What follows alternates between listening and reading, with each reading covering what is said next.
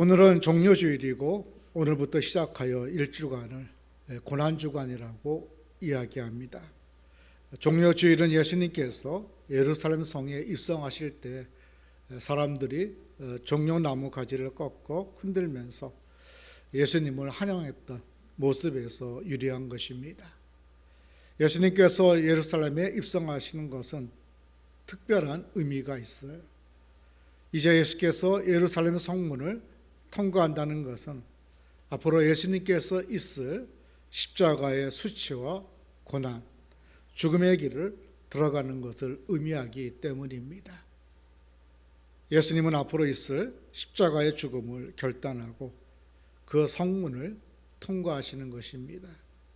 그러기에 예루살렘 성으로 들어가는 그 길은 예수님의 입장에서 볼 때 비장하고 두렵고 떨리는 일일 것입니다. 죽음의 길로 들어가는 자리이기에. 그런데 오늘 예수님께서 예루살렘 성에 입성하시는 모습을 보면 죽음의 두려움 속에 떨고 있는 것이 아니라 도리어 축제와 같은 분위기가 보입니다. 제자들과 온 무리가 나와서 자신들의 겉옷을 벗어서 길에 쫙 펴요. 그리고 종려나무 가지를 흔들면서 환영합니다. 호산나 다윗의 자손이여. 누가복음의 말씀에 보면 제자들이 예수님께 소리를 높여 부르시며 소란스럽게 사람들이 환영하는 모습을 보고서 바리새인들이 예수님께 불평합니다. 선생이여, 저들을 책망하소서라고 외쳐요. 그럴 때 예수님께서 말씀하십니다. 만일 이 사람들이 침묵하며 돌들이 소리 지르리라고 말씀하셔요. 이 말씀은 지금 그들이 외치는 그 소리는 지극히 정당하고 꼭 필요한 일이라는 것입니다. 만일 그들이 소리 지르지 않으면 입도 소리도 낼 수 없는 돌들이 나서서 외치할 정도로 중요한 일이 지금 벌어지고 있다라는 것입니다. 예수님께서 예루살렘에 입성하시는 때는 유월절 절기 즈음이 됩니다. 유대인들은 유월절을 지키기 위해 전국에서 세계 각지에서 예루살렘으로 모여들었어요. 유대인들은 어느 곳에 살든지 간에 일생에 한 번만이라도 예루살렘에서 유월절 지키기를 소망했습니다. 그래서 오늘날에도 유대인들이 외국 땅에서 유월절을 맞이하게 되면 그들은 금년에는 여기에서, 내년에는 예루살렘에서 이렇게 이야기한다고 합니다. 그만큼 유대인들은 예루살렘을 사모해요. 예수님께서 고난당하신 유월절 절기 때는 예루살렘에 제사하러 왔던 사람들이 몇 명이나 될까요? 그때 유월절에 제물로 죽은 어린 양의 숫자를 알면 대략 짐작할 수가 있습니다. 유대인들의 유월절 규정에 의하면 어린 양 한 마리에 최소한 10명을 단위로 바치게 되어 있었어요. 기록에는 그때 유월절 제물로 25만 6,500마리가 드려졌다고 합니다. 이 숫자대로 계산하면 유월절에 약 260여만 명의 사람들이 예루살렘에 모였다는 것이죠. 예수님께서 예루살렘에 입성하신 성문은 겟세마네 동산 건너편에 있는 황금의 문입니다. 흔히 우리에게 골든 게이트라고 알려져 있습니다. 아치형으로 된 두 개의 문이에요. 성교순례 가면 여러분들이 반드시 보게 됩니다. 지금은 이 문이 막혀 있지만 예수님 당시에는 사용되었던 문입니다. 종말론 학자들 가운데는 예수님께서 지장 재림하시면 이 문으로 예루살렘에 입성하실 것이라고 생각하는 사람들도 있어요. 오늘 종려주일에 예루살렘에 입성하시는 예수님의 모습을 통해서 우리가 다시 한번 예수님이 어떤 분이신지를 살펴보고자 합니다. 오늘 본문 10절에 보면 예수님께서 예루살렘에 들어서 가셨을 때 온 성이 소동하였다라고 소개하고 있어요.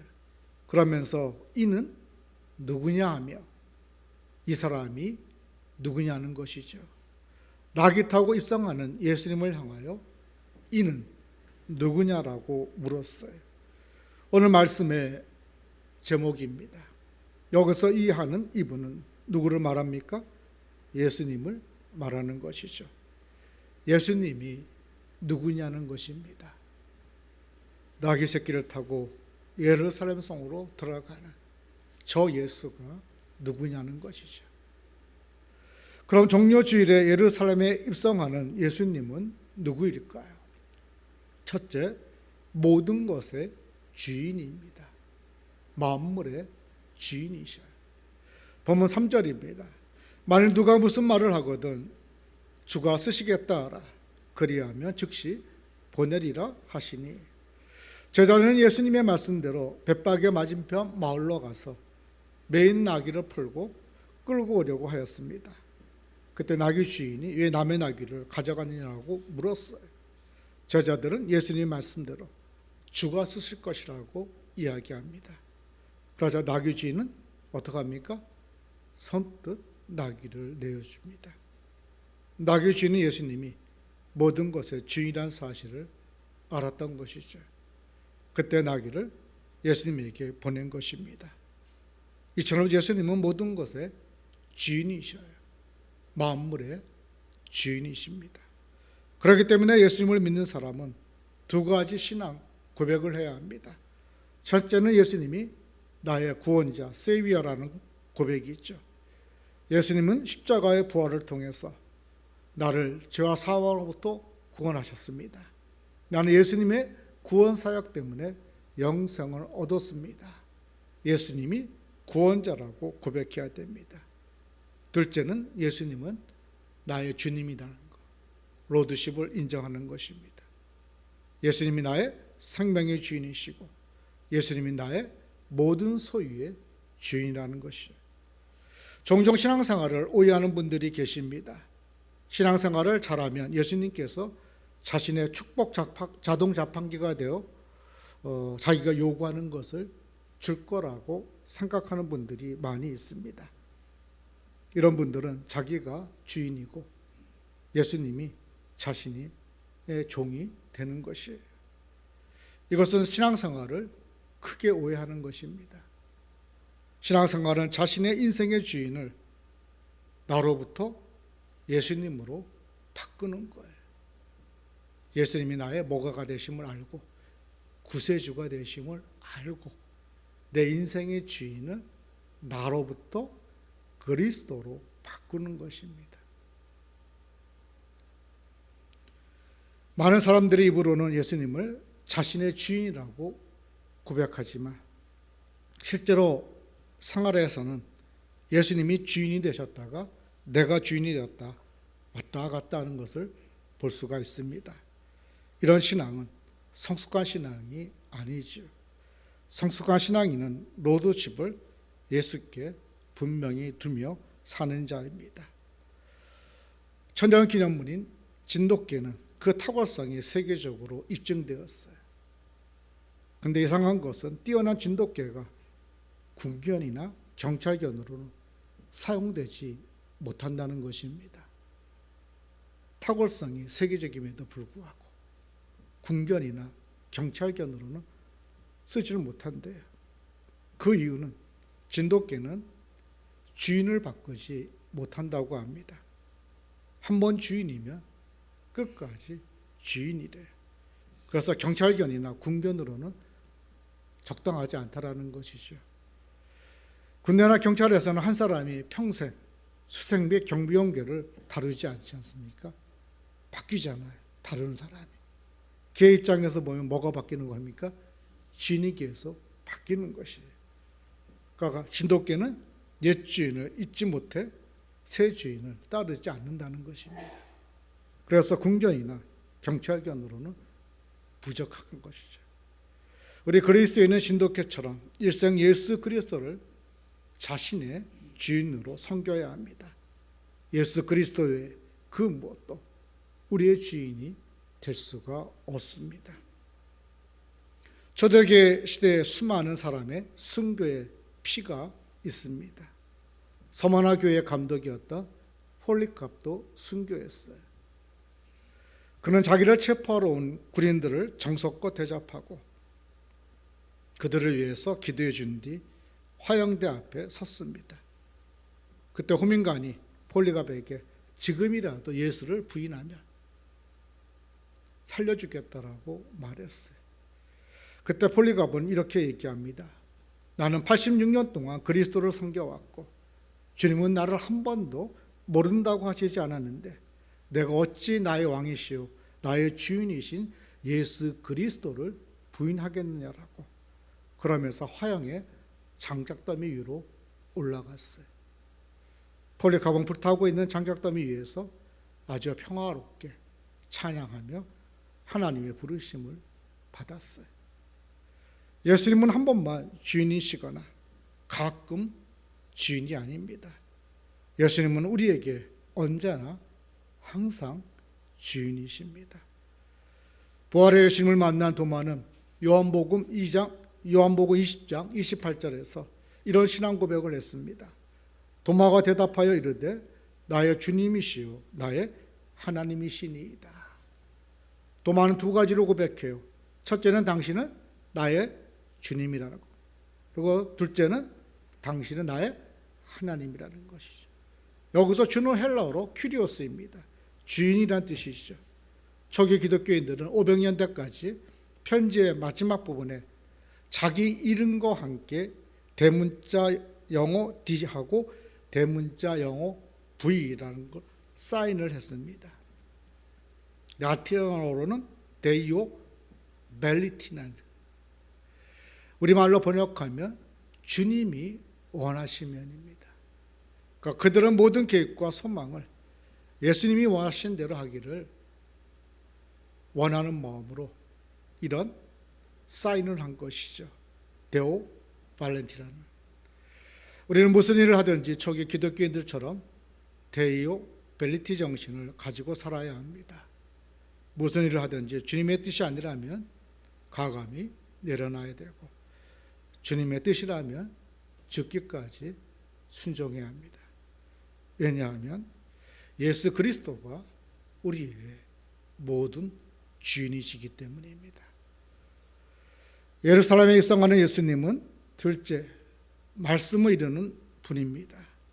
예루살렘에 입성하는 예수님께서 멋진 백마를 타고 입성하였으며 위엄도 있고 폼도 났을 텐데 예수님께서는 볼품없는 나귀 새끼를 타셨어요. 예수님은 왜 볼품없는 나귀를 타고 입성하셨을까요? 그 이유가 본문 4절 5절에 나옵니다. 저와 여러분이 4절 5절 교독하시겠습니다. 이는 선지자를 통하여 하신 말씀을 이루려 하심이라 일렀으되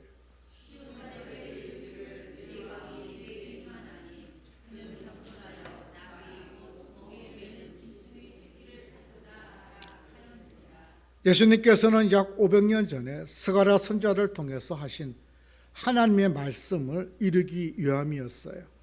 구약 성경 스가랴 9장 9절에 보면 오실 메시아에 대해서 스가랴 선지자가 이렇게 예언합니다. 우리 스가랴 9장 9절 함께 찾아보시겠습니다.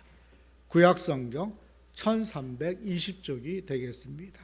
구약 성경 1320쪽에 보면 스가랴 선지자가 장차 오실 그리스도 메시아의 증거에 대해서 이렇게 증거하고 있어요. 스가랴 9장 9절을 제가 읽겠습니다. 시온에 따라 크게 기뻐할지어다. 예루살렘에 따라 즐거이 부를지어다. 보라, 내 왕이 내게 임하시나니 그는 공의로우시며 구원을 베푸시며 겸손하여서 나귀를 타시나니 나귀의 작은 것 곧 나귀 새끼니라. 예수님은 언제나 하나님의 말씀을 이루며 사셨어요. 마태복음에 보면 구약의 구절이 99번이나 인용되었습니다.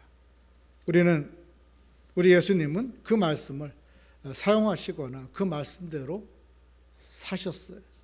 그러니까 예수님의 생애는 구약의 예언이 되었고 예언하신 말씀대로 사신 것입니다. 우리도 예수님을 주인으로 모신 성도로서 항상 예수님처럼 살아야 합니다. 예수님이 평생 하나님 말씀대로 사셨던 것처럼 우리도 하나님의 말씀대로 살아야 돼요. 무슨 일을 하든지 우리는 하나님의 말씀대로 해야 합니다. 그러나 이것이 말처럼 쉬운 일은 아니죠. 어려워요. 아프리카 리처드 선교사님이 계십니다. 아프리카인들에게 누가복음을 번역해가지고 하루에 10절씩 가르친 선교사님입니다. 그런데 한 번은 누가복음 6장 30절로 31절 말씀 때문에 곤란했습니다. 무슨 말씀이었는가 하면 한번 함께 찾아보겠습니다. 누가복음 6장 30절 31절입니다. 신약성경 99쪽이 되겠습니다. 30절 31절을 6장 저와 여러분이 교독하시겠습니다. 내게 구하는 자에게 주며 내 것을 가져가는 자에게 다시 달라 하지 말며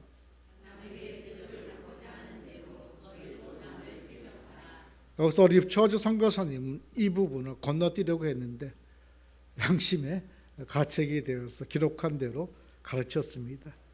그랬더니 사람들이 보이는 것마다 달라고 하더랍니다. 자기 집에 있는 거다. 어떻게 했을까요, 선교사님? 할 수 없이 그들이 요구하는 대로 다 줬어요. 그랬더니 나중에 그들이 크게 감동을 받고 와서 자기들이 요구해서 받아간 것들을 하나 둘 가져다 놓더랍니다. 그러면서 이 말을 하더래요. 당신이 진짜 하나님의 종이라고. 당신이 진짜 하나님의 종이라고. 이 시대에 우리가 당신이 진짜 예수 믿는 자라고 이런 소리 들을 수 있기를 원합니다. 저를 위해서 기도하실 때도 당신이 진짜 이 시대의 하나님의 목사라는 소리를 들을 수 있도록 기도해 주시기 바랍니다. 그렇지 않으면 내 소견대로 내 뜻대로 내 마음대로 살 수밖에 없는 것이 목사의 위치예요. 그런 유혹들이 참 많이 옵니다. 우리 하나님은 성경으로 말씀하시고 또 성령으로 말씀하시는 하나님이십니다. 우리가 하나님의 말씀대로 사는 것은 당연한 일이지만 우리가 하나님 말씀대로 살면 기뻐하십니다. 누가요? 하나님. 하나님의 말씀을 잃으며 살아가야 한다면 너무 구속받는 것이 아니라고 생각할 수 있는데요. 그렇지 않습니다. 하나님 말씀대로 사는 것은 예수님을 주인으로 모신 성도로서의 삶에 당연한 일이고 또 그렇게 살 때 우리는 세상이 주지 못하는 하나님의 평강을 말씀 속에서 경험할 수가 있어요. 이것이 예수 믿는 복입니다. 세상이 주지 못하는 복이시죠. 시편 119편에서 시편 기자는 말씀의 능력에 대해서 노래하고 있습니다. 하나님의 말씀대로 살면 부끄러움을 당하지 않는다는 것입니다. 하나님께서 친히 우리의 분깃이 되어주시고 말씀대로 살며 원수보다 지롭게 된다라고 이야기합니다. 그러면서 말씀이 우리 발에 등이 되고 인생의 길에 빛이 될 거라고 이야기합니다.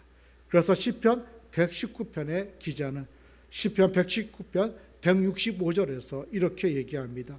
주의 법을 사랑하는 자에게는 큰 평안이 있으니 그들에게 장애물이 없으리라. 우리 모두 하나님의 말씀을 사랑하고 하나님의 말씀대로 살면서 하나님의 나라가 우리의 심령 속에 우리의 일상 속에 임하는 것을 경험하면서 날마다 하나님 앞에 감사하는 우리 모두가 될 수 있기를 주의 이름으로 축원합니다. 예루살렘에 입성하는 예수님은 구원자입니다. 예수님이 낙이 타고 입성하실 때 사람들은 예수님을 찬양했어요. 찬양의 내용이 본문 9절에 나옵니다. 본문 9절을 함께 읽겠습니다. 앞에서 가고 뒤에서 따르는 무리가 소리 높여 이르되 호산나 다윗의 자손이여 찬송하리로다. 주의 이름으로 오신 이여 가장 높은 곳에서 호산나 하더라. 여기 보면 사람들은 호산나라고 외쳤어요. 지금 우리를 구원하소서라는 뜻이에요. 그 당시 군중들은 예수님께 호산나를 외치며 정치적 구원을 기대하고 있었습니다. 로마 식민지로부터의 해방이죠. 그런데 그들이 기대했던 정치적 구원은 번지수가 틀렸어요. 유대 역사상 가장 비참한 재난 중에 하나가 BC 175년경 헬라의 왕 안티오쿠스 4세 에피파네스가 예루살렘을 함락한 일입니다. 안티오쿠스 4세는 헬라의 사상과 문화에 심취되어 있던 자였어요. 그래서 그는 유대주의를 멸종하고 이스라엘의 헬라 생활과 문화, 사상과 종교를 이식시키고자 무진 애를 썼습니다. 마치 일본이 우리를 식민지화하고 일본 문화와 자기들의 생각을 심으려고 우리를 괴롭혔던 것처럼 그는 유대인들의 신앙을 지워버리기 위해서 거침없이 폭력을 행사했어요. 그는 고의적으로 성전을 더럽히고 모독하기 위해 성전 제단에다가 돼지고기를 헌물로 드리고 성전에 있는 각 방들은 공인된 매운 꿀로 사용했습니다. 그리고 율법에 사본을 가지고 있거나 어린아이에게 할례를 베풀면 사형을 시키기도 했어요. 그때 마카비 형제들이 일어나서 BC 167년에 예루살렘을 탈환하고 안티오코스 4세를 추방하고 더럽혀진 성전을 다시 깨끗하게 했어요. 예수님 당시 유대인들은 예수님을 마카비 형제들처럼 로마 군인들로부터 자기들을 보호하고 지켜줄 정치적 지도자로 생각했던 것이죠. 유대에 뭘 가져올? 독립을 가져올. 그러나 예수님은 정말 정치적 지도자가 아니었어요. 정말 정치적 지도자였다면 나귀 새끼를 타지 않으셨을 것입니다. 왕이 타는 백마를 탔을 거예요. 사람들이 우러러볼 만한. 야, 정말 지도자가 탈 만하다. 근데 나귀 새끼는 지도자가 탈 만한 것이 아니에요, 여러분.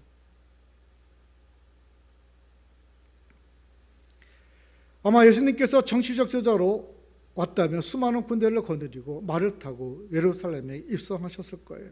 그리고 무력으로 로마를 정복하고 이스라엘을 해방시켰을 것입니다. 그러나 우리 예수님께서는 그렇게 하지 않으셨어요. 연약한 나귀 새끼를 타고 예루살렘에 입성하셨어요. 왜 그러셨을까요? 예수님은 정치적인 지도자가 아니라 우리의 영혼을 죄에서 구원하는 구원자로 오셨기 때문입니다. 그리고 이것을 누가 증거했어요? 스가랴 선지자가 이미 증거했습니까? 증거 안 했습니까? 증거했어요. 그렇기 때문에 예수님은 죄에서 우리를 구원할 메시아로 오셨기에 그것을 알려주기 위해서 어떻게 해요? 필연적으로 나귀 새끼를 탈 수밖에 없었던 것입니다. 예수님을 택한 백성들을 죄와 사망으로부터 구원하기 위한 메시아 구원자입니다. 하나님이 우리의 구원을 위해서 약속하신 메시아예요. 마태복음 1장 21절에 보면 아들을 낳으리니 이름을 예수라 하라. 이는 그가 자기 백성을 그들의 죄에서 구원할 자라고 얘기했습니다. 예수님이 하시는 일은 자기 백성을 그들의 죄에서 구원하신 거예요. 예수라는 이름에서 알 수 있듯이 예수님은 자기 백성을 죄에서 구원하시기 위하여 오신 메시아요 구원자입니다. 예수님만이 하나님께서 약속하신 유일한 구원자요. 다른 구원자가 없습니다. 오직 예수님만이 우리의 구원자이세요. 여러분 절대 속지 마시길 바랍니다. 누군가가 자기를 가리켜 메시아라고 한다면 듣도 보도 하지 마세요. 사도행전 4장 12절에 보면 다른 이로서는 구원받을 수 없나니 천하 사람 중에 구원받을 만한 다른 이름을 우리에게 주시니 없다라고 하면서 사도들은 예수 그리스도만이 우리를 죄에서 구원할 유일한 구원자이심을 선포했어요. 구원의 방법은 십자가입니다. 정치적 회복이 아니에요. 물질적 회복이 아닙니다.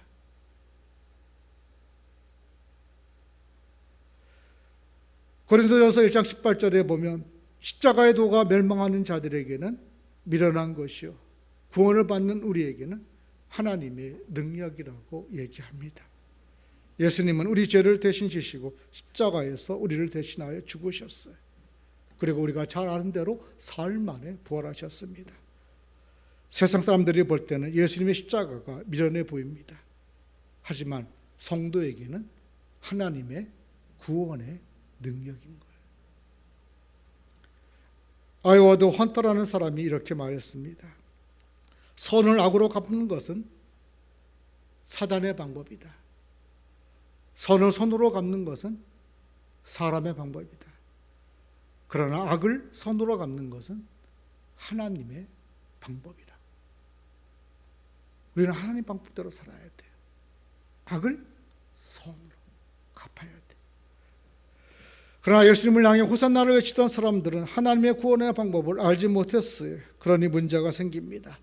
예수님을 향해 강력한 파워를 보여달라고 그렇게 열렬하게 하나오고 기대했는데 예수님은 아무것도 보여주지 않았어요. 오히려 로마 병사들에게 붙잡혔습니다. 도리어 잡히는 것을 막기 위해 한 제자가 칼을 들어 대제사장 말고의 총을 쳐서 귀를 잘랐을 때 예수님께서는 오히려 검을 가진 자는 다 검으로 망한다고 하시면서 책망하십니다.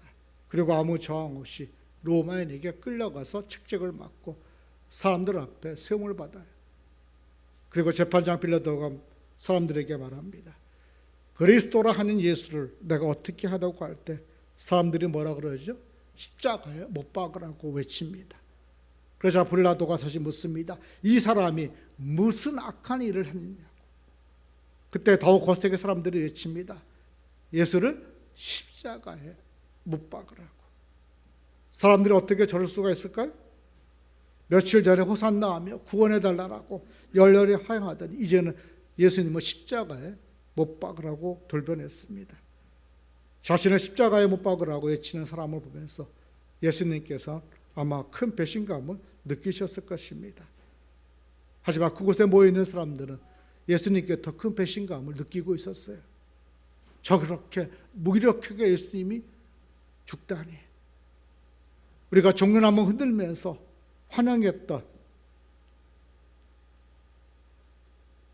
그 인물이 저렇게 무기력하게 죽다니. 아마 배신감으로 힘들었을 것입니다. 이것은 그들만의 문제가 아닙니다. 호산나 외침에는 예수 그리스도에 대한 전적인 믿음이 있어야 돼요. 나의 방법이 아니라 하나님께서 뜻하시고 계획하신 대로 호산나 외치는 자들을 구원하신다는 하나님의 구원의 방법에 대한 믿음, 십자가에 대한 믿음이 있어야 됩니다. 그런 자만이 진정으로 호산나를 외칠 수가 있어요. 나의 기대와 방법을 가지고 호산나를 외치면 안 됩니다. 예수님의 기대와 예수님의 방법을 의지하며 믿고 살아가는 것이 신앙의 여정입니다. 예수님을 향해서 호산나를 외치는 자들이 빠지지 말아야 할 함정이 바로 이것이에요. 이 땅에서 우리를 해방시키고자 오신 분이 아니라는 것입니다. 우리를 죄에서 구원하고자 십자가에 못 박으신 그리스도예요. 세상을 취하고 세상을 변화시키는 힘은 십자가예요. 돈이나 명예나 권력이 아닙니다. 정치적 지도자가 아니에요. 오직 우리 죄를 위해서 십자가에 못 박으신 예수 그리스도만이 진정으로 세상을 취하고 변화시키는 메시아인 것이죠. 오늘 우리가 이 메시아를 바라볼 수 있기를 원합니다. 그리고 주님 오실 그날까지 십자가의 능력으로 살아가는 우리가 모두 될 수 있기를 주의 이름으로 축원합니다. 기도하시겠습니다.